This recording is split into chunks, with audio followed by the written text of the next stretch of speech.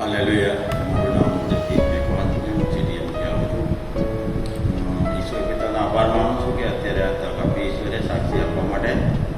તો સૌથી પહેલી સાક્ષી તો એ છે કે ગુરુવારે બહુ વરસાદ પડતો હતો અને ઓનલાઈન મિટિંગ હતી અને મેં નક્કી કર્યું હતું કે આજે નોકરીથી છૂટીને હું ગમે એટલા વાગે પણ હું આજે મિટિંગ એટેન્ડ કરીશ. તો વરસાદનો ટાઈમ હતો અને મારી મિસિસને છૂટવાનો ટાઈમ બી જ્યારે મિટિંગ ચાલુ થાય ને એ જ ટાઈમ એને હોય. એટલે એ મને કહે કે ભાઈ તમે મને લેવા આવજો. તો મેં એને સવારે જ કહ્યું કે આજે મારી મિટિંગમાં હું ઓનલાઈન બેસવાનું છું એટલે તું ગમે તે રીતે તારી રીતે આવી જાય. કે વરસાદ બહુ છે એટલે શું કરવું?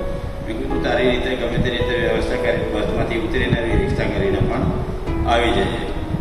તો એ વખતે જ્યારે મિટિંગમાં હું બેઠો ત્યારે પ્રભુના દાસે જે ભૂલના નિયમના પુસ્તકનો જે આશીર્વાદ છે એ આશીર્વાદ માટેની જે વાત કરી ને એ જ વખતે મારી મિસિસનો ફોન આવ્યો કે મને રિક્ષા મળતી નથી, તમે જલ્દીથી ફટાફટ મને લેવા આવો. વરસાદ પડે છે તો બી પલળીને બી મને લેવા આવો. મેં કીધું 25 મિનિટ 30 મિનિટ ઊભી રહે ત્યાં અને ના બને તો ચાલતી આવતી રહેજે, પણ હું આ આશીર્વાદ પ્રાપ્ત કરીને જ રહીશ. આમેન. હાલેલુયા. એટલે જે ભૂલના નિયમના પુસ્તકમાં 28મા અધ્યાયમાં જે 15 વચન છે એના જે આશીર્વાદ છે એ આશીર્વાદ પ્રાપ્ત કરવા માટે મેં નક્કી કર્યું હતું કે આજે આ વચન હું સાંભળીને જ રહીશ. અને એનો આશીર્વાદ આજે ગઈકાલે સાંજે મને પ્રાપ્ત થયો.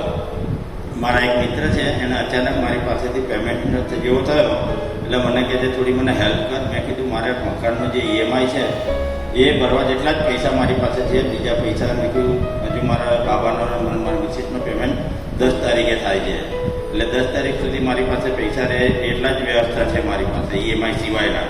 તો મને કહે યાર મારે એવી જરૂર પડી ગઈ છે, તું ગમે તેમ કરીને મને આપ. તો મેં કીધું હવે એને ના બી પહેલી વાર એણે મને કીધું. પછી મેં કીધું સારું કંઈ વાંધો નહીં, મારા દેવ મને પૂરું પાડશે.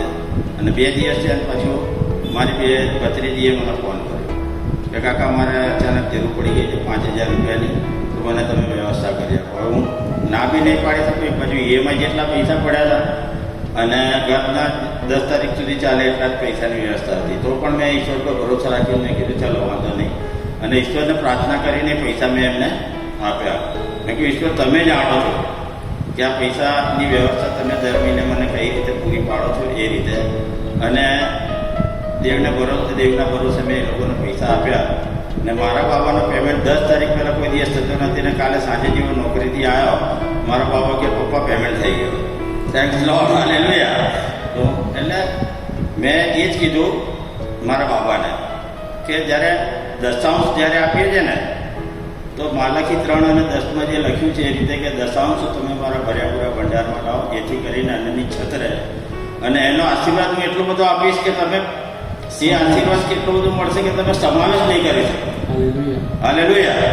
અને એ આશીર્વાદ આજે છેલ્લા 3 વર્ષથી કન્ટિન્યુઅસ લઈ ગયો. આમેન. હાલેલુયા. હું એટલા માટે કહું છું કે દેવને મહિમા મળે. અને મને એટલો આનંદ થાય છે બોલવામાં કે એક સમય હતો જ્યારે 500 રૂપિયા મારા ભાઈ ભાભી બેઠા છે સામે, 500 ને 1000 રૂપિયા માટે આમ સામે હાથ ફેલાવતો હતો લોકોની પાસે કે લાઈને મને 500 રૂપિયા આપને, મને 1000 રૂપિયા આપને. અને પગારની ત્રીજી ચોથા દિવસે ધારો કે 1લી તારીખે પગાર થયો અને 5 તારીખે જ મારા કંપની પાસેથી લેવા પડે. એની જગ્યાએ આજે આખરી તારીખ 28 29 તારીખ સુધી બેંકમાં 5,000 રૂપિયાનો બેલેન્સ રહે છે. આમેન. હાલેલુયા.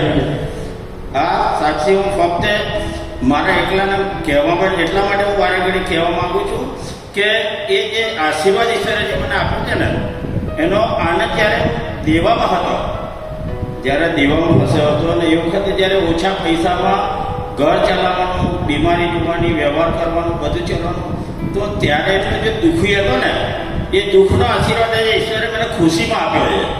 અમે એટલે હું હસી ખુશીથી હું દર વખતે જ્યારે આશીર્વાદ આ દશાંશ માટે એટલા માટે બોલું છું કે જે દશાંશ આપવા, હા નોટ પહેલાં હું આપતો હતો, પણ હું અડધો દશાંશ આપતો હતો. અડધો એટલે કઈ રીતે કે જે ટોટલ પેમેન્ટ છે એમાંથી કપાત જે આવે ને, માનો 30,000 પગાર છે, એમાંથી 10,000 રૂપિયા જે પેમેન્ટમાં કપાઈ જાય, અને 20,000 જે આવતા હતા એ 20,000 દશાંશો આપતો હતો. પછી મેં પ્રભુના દાસને વાત કરી, સર દશાંશ હું આપું છું પણ પૂરેપૂરો આશીર્વાદ મને મળતો નથી. તો મને કહે છે તમે વચન વાંચીને આપો છો? મેં કહું હા હું વચન વાંચીને આપું છું. તો કે હવે એક કામ કરજો, જ્યારે વચન વાંચો ને ત્યારે બાઇબલ ખોલજો અને વચન સામે વચન બોલી અને પછી આશીર્વાદ વચન ઉચ્ચારીને પછી તમે દશાંશ આપો અને પૂરેપૂરો દશાંશ આપો. જેટલો તમારો પેમેન્ટ છે એ પેમેન્ટ પૂરેપૂરો, જેટલો 40,000 હોય તો 40,000નો દશાંશ તમે આપવાનો. અને એ દિવસથી મેં ઈશ્વરને પ્રાર્થના કરીને પૂરેપૂરો દશાંશને જ્યારથી આપવાનું ચાલુ કર્યું ત્યારથી લઈને અત્યાર સુધી હું દેવને મહિમા મળે માટે એટલા માટે બોલી રહ્યો છું કે મને હજુ સુધી કોઈ દિવસ પૈસાની કોઈ કમી મહેસૂસ નથી થઈ. આમીન, હાલેલુયા.